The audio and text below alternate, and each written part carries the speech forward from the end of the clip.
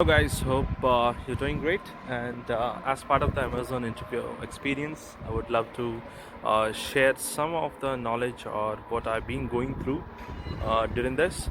So, as I've said in the first video, we gonna need 14 principles, leadership principles from Amazon, which need to be understood in a right manner, and then we need to prepare pointers according to our project, which we have dealt in the past and which have done in the past, you can say, or you need to align these all 12 leadership principles this with your project so that you can explain in the interview better. So for that only I have created this particular list of videos. Each principle I will be talking in single video of 1 or 2 minutes. That would be really useful, and where exactly you need to concentrate I will also be saying. Okay. And so remember, like when we talk when we present ourselves in front of the Amazon interviews, or in fact this is it's not very common to only with Amazon interviews, but you can actually embed this particular the one-time effort which you're gonna make by listing out your efforts. Like you are going to quantify your efforts, what you have done till now in the past. You can be a 2 years or 3 years experienced guy, or you can be a lead or a manager who is handling 50 teams or 20 teams, or a bigger leadership positions you are in. This video would be relevant to you, and I'd be putting up certain points. But what I can say is, like, I being an experience of 8 years, so mostly my particular points, like you can compare, or you can use my particular points to prove yourself in the interview as well, if you have done certain projects like that. Okay. So as the first clause is, always say like I, not we. Okay. In presenting yourself in front of um, any of the interviews. Okay, so let's with this let's start, and let's go through the principles one by one. Bye guys. Let's start with the leadership principles, and before that I would say that I would answer with respect to my scenarios, with respect to whatever experience I carry, and I would present in STAR methodology. So STAR method says that S stands for situation. So situation is uh, like you will represent each of these particular principles which you have implemented in your day-to-day life. Okay, so what was the situation you implemented, and task is like what sort of task you are supposed to implement with this, and then actions, what sort of actions you have taken to implement this, and result it's like, what are the efforts you have decreased by implementing this. Okay. And what I can say is, like, any monetary benefits you have done, or your project or your company had got through this particular implementation of your principle. Okay. Okay, let's go and start. Principle is customer obsession. So it's about obsess over customer, like obsessed to customer, in fact. So it's like, what is the value add you do when you work with a customer. And as a customer obsession says, like, you actually need to be competitive enough with your competitive products or services which you are giving with the external world, but also make sure, like, you're always meeting or having the trust of customer on you. And that is very required when you're working on a large scale services and you're representing a big company, right? So I would, if interview asks me about this, then I would say, like, a situation where I was developing a product in a company, and then we got our particular first product integration stuff, where I went with my product, and I wanted to integrate my product with a customer. And this particular customer was testing as a service customer, where he wanted to provision a lot of VMs on the fly, and then install all of the necessary softwares, like Java application on top of Apache. But before that, you need to set up a virtual machine, and then have your application on top of it, like Apache, everything, the service environment, everything need to be set up, and then the application need to run. So once the application is running, it need to send out the notification that the application is ready to, the test suite need to be dumped, and then the test suite is ready kick-off action, like it can accept request for testing use cases, right? So this is one particular situation where I'm in, and how I'm actually customer obsessed with this particular situation, and how would I deal or do a value add to this. So as a startup or as a product builder or developer, what you can say is like you concentrate on developing a product, but integrating product with external customers, it's not easy, right? So what I took as a fresher, I took an idea of why don't I make it as a integration task on each of the sprint whenever we are working on a dev stuff as well. So it's not only development which we need to take into concern while I'm actually just concentrating on the product development. I'll also be try to go and grasp a few of the enhancements or APIs which I need to write, so that my customer who want to integrate a product with my REST API or my product, he is not able to use ready-madely, because he want to push few more parameters or via the request. Okay, so for that I would probably go and do a manipulation on the API request which I'm exposing. So probably adding another few more parameters, or accepting in the body, or I need to write or rewrite my services from at the receiver end, which means my product. Okay, so that it can accept few more objects as well in the request which was made by the customer.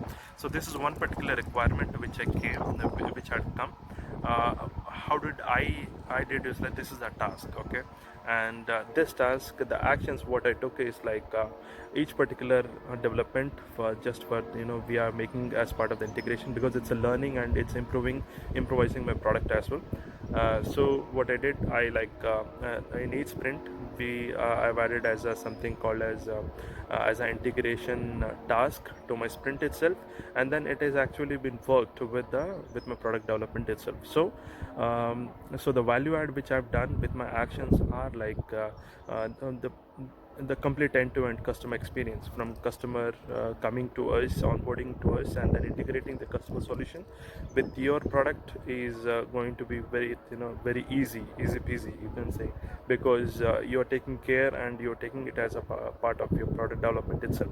Okay, so this particular process was been well accepted by my leads, and then we applied this, and we saw this particular a good appreciation from client itself, and they thought like this particular area is also very good, or the process they liked, and then they adapted this particular creation of integration task as part of the sprint in their particular agile process as well, and then they appreciated us.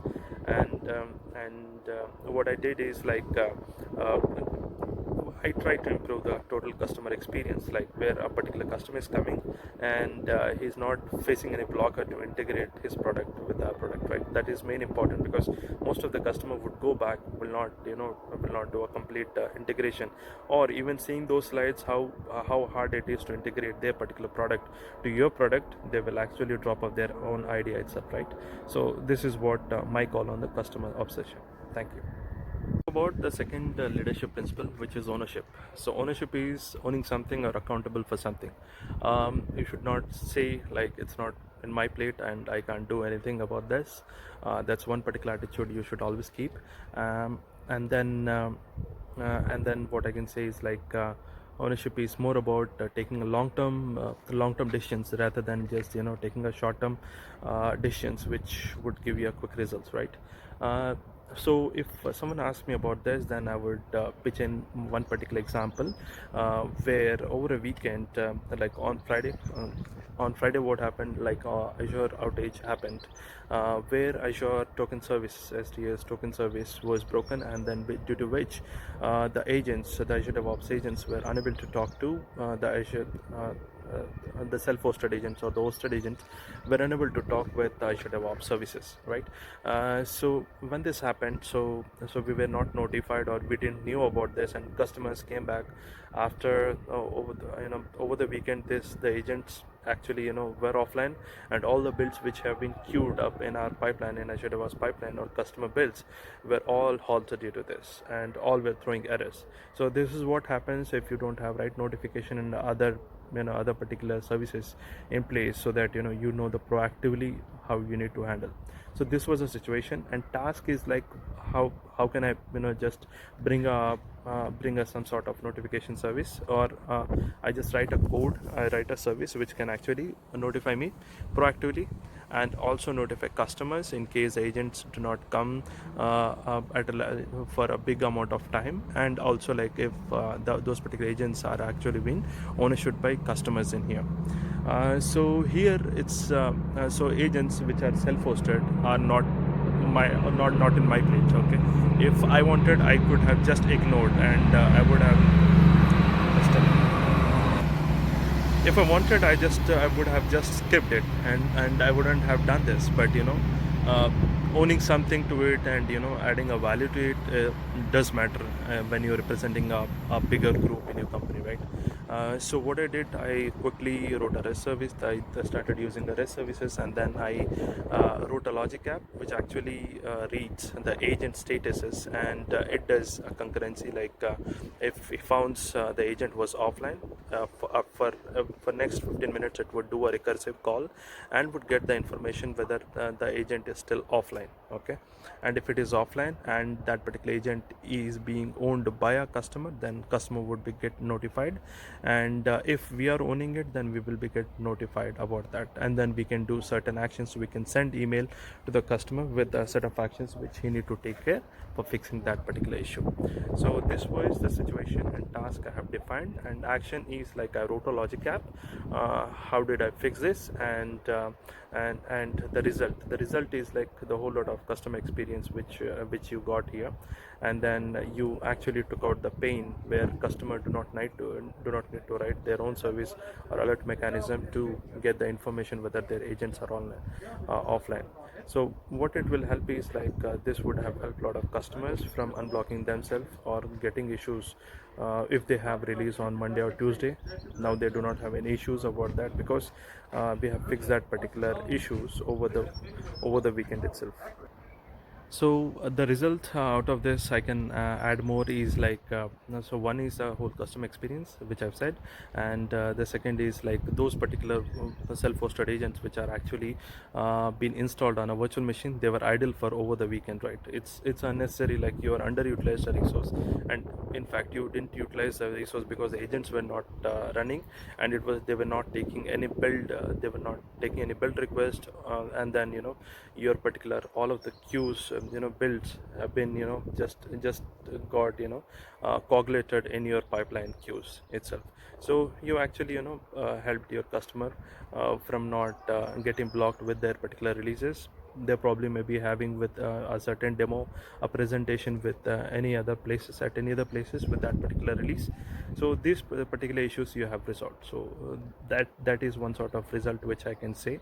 And you have taken care of underutilized VMs, and you're taking care about the experience, and you're taking care about unblock lot of developers or teams from getting into trouble. Yeah, and then you also gave unnecessary steps of actions to resolve a particular issue when agent goes offline. So this is a value add which I can say. Third leadership principle is invent and simplify. And invent and simplify talks about a leader need to be aware of what the external services or external world is going towards, or what are the best practices, everything, and he need to build solutions which can help the team and simplify the issues and ease the pain which the team or the customers are getting into it, right? So, if an interviewer asks me about this particular leadership principle, then I would say an example. Like when I joined my current company, so users were like each applications were hosted in each individual cluster, and whenever issue happens, teams used to rush to us, and then like Microsoft used to send us update stating that you need to update your nodes, you need to update your Kubernetes version, everything like that. Okay, this can be easily this could be easily avoided by having a solution, right? There is a scope of inventing something and simplifying it for the world, for your customers. So that's what we're gonna talk about. That was a situation like where you need to like manage, optimize, and then monitor a lot of different clusters, right? So each people are coming, they have their own application, they have their own AKS clusters which they are maintaining, and they are facing issues, and when they face issues they come to you, and then they need to take do the updates. Okay, so we will get a lot of emails from for your particular cloud vendor stating that you go and update your particular service.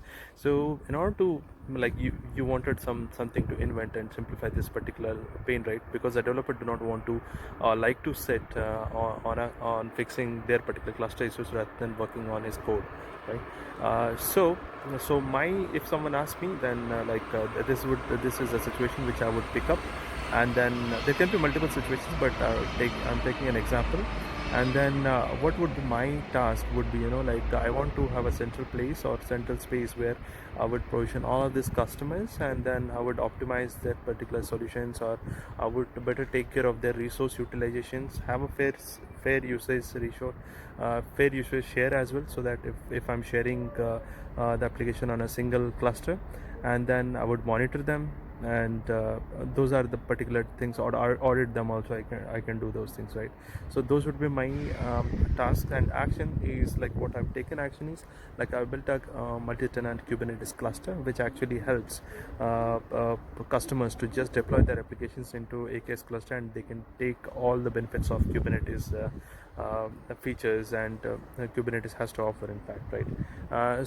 This way, like, with the solution, what I'm doing is, like, I'm accommodating all of the users in a single cluster, and then I'm also giving independency of taking out what quota they want, or what is the amount of CPU they want to use, what is the memory they want to use, and what is expected request they're gonna get.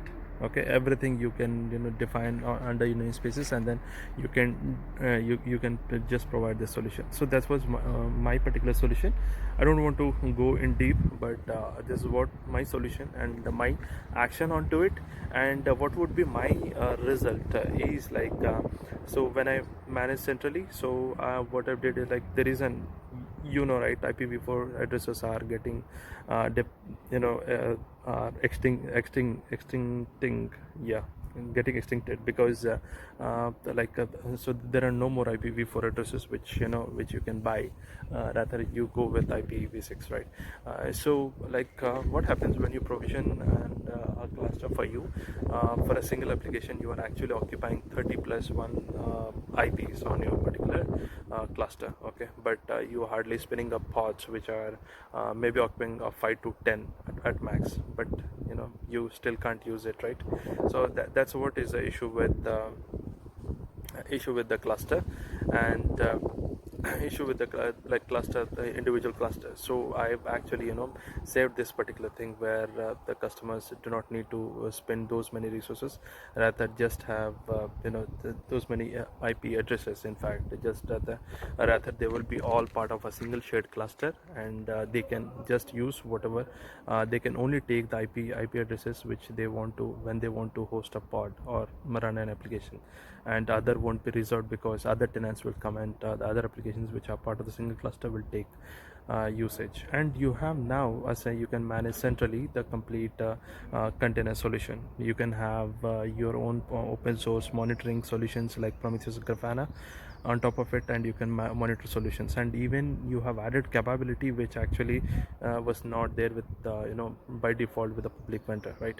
And now the developer do not need to work on their particular cluster issues all the hours without concentrating on developing their particular code, due to which they may miss a sprint release or a feature, or a live demo with any of the customers. So this would be my call on the invent and simplify. So innovation is always need to be done, and as a leader it's your responsibility, and to do with the best practices, and do where it is required. Okay, thank you.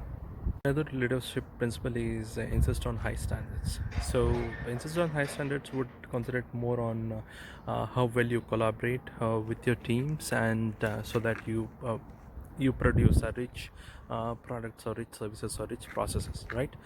So for that, so high standards are not only about you need to insist on your teams, or you need to put on your teams, but it's also self-skilling, or you set up your own self-standards, or get your mentor to standardize particular processes which you are using. That's very important in this particular modernized world, right? So if someone asks me, then I would put up a situation like where I have a team, and in order to build up high quality product or processes, so what I do is like I cross skill these particular developers, my direct reportees, my uh, with whom I work, and then it would make sure like they always insist on, because that will keep them motivated. And when you do skilling, like if you have a team who do not know about cloud, or if you have team which do not know about a certain tool, if you skill them, then they will be more confident on taking up responsibilities and doing certain tasks by their own. So you're actually upskilling them, and which also ensures your product quality. And the other particular scenario is like collaborate, how well you collaborate with your teams, communicate well with them, and keep the transparency. So if a developers commit a mistake or something like that, you should be quite transparent or communicated well enough ahead, so that you do not give a wrong requirement, or you do not or in fact you don't accept a wrong figure. Instead of you ask some car and you would have got some bike, right? So those sort of things are there. So this is very important, like you always need to insist on high standards, but it applies for your team and also for yourself. Yeah, thanks. Think big is one more leadership principle which interviewer would be looking in you. And so these are sort of think big. What does it mean is like what sort of bold decisions you would have taken in your past, which proves your that you can take such bold decisions with a product development or anything else in your particular work life. So one particular skills which they would if this question would be asked to me, then I would say that I've took a decision of I have a product, okay, but I do not know, or I need to keep my customers motivated of using my product, my APIs, or my APIs, or in fact any of the services. So what I did is like situation is this. So I have a product, and I want to keep the customers, the product customers, to be motivated, and in sort of a gaming in sort of gaming mindset. A gaming mindset in the sense, what I want to say is like uh, you can make them competitive from other customers or other particular applications which are getting integrated with your product, right? So what you can do is like you can show them monthly report, or say month or a quarterly report, stating that this was your usage pattern, and these are the amount of requests which you have made to us, and we have provided with this particular SLAs. And you can also like, so this is a task like what I need to do, okay? So and what I did is like I made a REST API which by which I was able to get all the user data from the APIs. And for my product, now for my product, what I did, like I know the usage of this particular customers, and I've dumped into the storage account or any of the particular NoSQL databases, and from there using Power BI, I'm outputting it and then sending this particular email as to customer, okay? So this is particular solution or actions I have taken for this particular task. And what you can do is like apart from it, and then we can continue.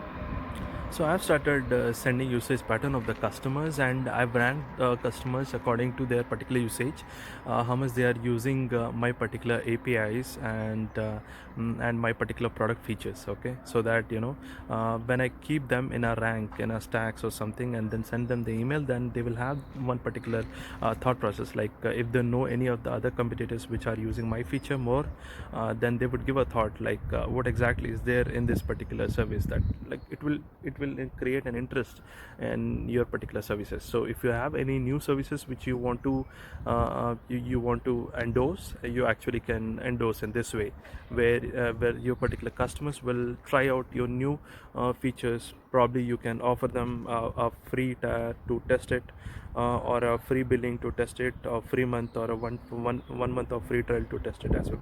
So these things can be done. So these are sort of results which are the benefits of the benefit of doing this. And so you need to think big, right? Like and in my case, like, the results are, fantastic. It turned to be positive, and I see the usage of my APIs to be increased more when I've done this, and when I was putting up this sort of gaming mentality in the customer's mind. And other thing is, like, your new features are getting onboarded, so you're endorsing your own particular APIs. And you will also come to know, like, because if you see the usage pattern of the customers, then you will know that a particular customer, from which particular region or what particular domain he is from, and which particular features he is using more. Okay, so you can scale those particular resources more, or you can get feedback directly from the customers, and you can improvise your particular APIs or services, whatever you're offering to the particular customer. So this would be my answer on Think Big. Thank you. So another principle is bias for action. So bias for action states that speed matters at most in this particular modernized world, right? So you take actions, or you take decisions to reach your customer market as soon as possible before your competitors reach. And then also with you take decisions, but take decisions with the calculated risks. If someone asks me as this question, then my answer would be like, my situation is like, I have applications, and they were processing each individual clusters, right? So instead of that, I will take an responsibility of my task would be, take all these particular customers on a single cluster, and then provision them. But the problem may happen is like, uh, the single cluster, if something happens, or if you're updating your particular cluster, then actually it would affect all of your applications. If some disaster happens, it will affect all of your applications, right? So what would be my actions on this is like, what I've taken is like, I've set up a DR, and I made the cluster onto, and to be part of the availability zone while creating it, and putting disaster recovery, so, and mechanisms where, with a click of using Infrastructure as a code and Azure DevOps, I'm able to spin the complete cluster and provision all of these applications on namespace within few minutes. And yes, there are few of restrictions where you can't load up the disks at the same speed as your deploying your applications or cluster will be up. But yes, there are constraints, but you took a risk, and then but it's a calculated risk, in fact, right? So you took a decision with a calculated risk. Like, what is a RTO and RPO, which you will provide with the customer already beforehand, but you are making the product available to the market for the customers beforehand, and with a speed that your customer wouldn't reach before you are actually deploying your solution. So this would be one particular results, because you taking the product first in the market. So those would be my results on for this particular principle. Thank you. Another principle is frugality, and what it says about is like, it's morely aligned to managers, or more of the leadership roles, which like lead roles, in fact, like the managers, tech managers, or even at the leadership levels. So what it says is like, try to adjust with the number of resources you have, and if required, you can have an head decrease or head count decrease, but take output of the number of people you have, and make them self-sufficient enough, so that they can understand and they can work in any particular scenarios or any particular task, and they would be skill them, and then take maximum output out of them. Okay, and do not invest on resources, like a number of unnecessary resources, if where you do not require do not put your efforts, or do not put your people, or do not put persons to work upon that particular task, if it can be dealt with only one person. So that is frugality. Thank you. So another leadership principle is earn trust. Earn trust, the trust you can earn from your direct reportees, you can earn from your mentors, or your upstream managers, each and everyone, right? The situation would be like, you have a person with multi-culture, and he's probably from different nation, his mentality, or things of understanding may be different, but you need to be quite patient in this, and then you need to understand, or if they are your direct reportees, practice, then you should not compare them with your best chap or best person, or even treat other people with the best practices, or set a standard like like that guy is the best in, and you're taking output out of he's able to give the right output but not the others.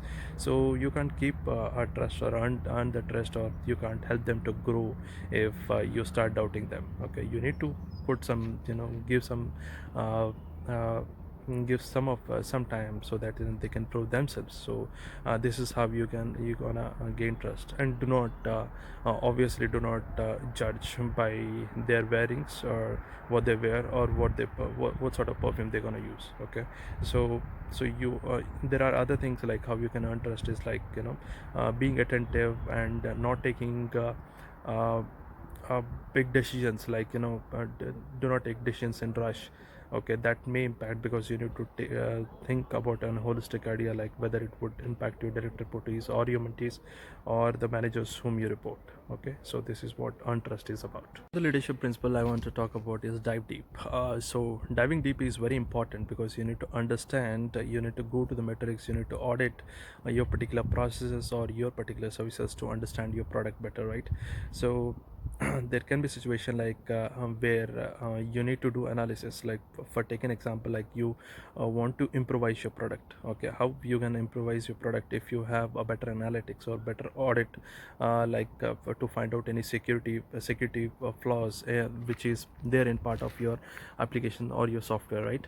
So you need to dive deep every time, like even if you're providing a solution, then dive deep and put all the best practices or best tools in order to make your software or make your services more fault tolerant, more reliable, more performance oriented, more optimized for customers.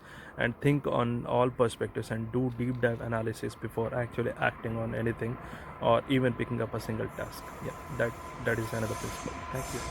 The leadership principle is have backbone, disagree, and commit. And this is very required, because you can't agree to each and every points your direct reportees would ask you or say to you, right? So whenever this sort of scenario comes, and interviewer asks you questions, then I would say like I used to work with a Chinese developer, and the culture and the mindset is very different than Indians. So like I'm not biasing in here, but I'm just putting up a thought here. So we were working as a peer, and at an equal position, and whenever he used to come with a solution, I used to go and map it with all the metrics and facts, like whether it is possible or not. And if it is possible, I used to say yes, and we used to agree and go with that particular solution. So I worked around 1 year with this particular guy, and I had no issues. So it all depends, what sort of actions you take basing upon the situations. And the result is fine, because we are still connected over our social media, and then we have still understanding, even we are from the different culture or different mindset. Okay, so it's always required, like you do not say yes for everything, but do a proper analysis, be attentive, be a good listener, listen to people so that you understand them, what they wanted to, and just think from their own pocket, like how exactly they understand things. And then do your facts and facts calculation, and then match with the facts, match with the latest trends and the best practices. And then you can commit, saying that yes boss, we can go with this particular solution, let's develop this. And this is what this particular leadership principle talks about. Thank you. This principle is about deliver results. So it's mostly with respect to the tech leads or managers, these particular positions. This particular principle would be judged, and this is about like with all of the even whatever the setbacks are there, a leader actually always stays on the goal what he want to achieve, and he sticks to it, and he do not change on any of the factors which are coming on the way. Okay, so for doing this, what I do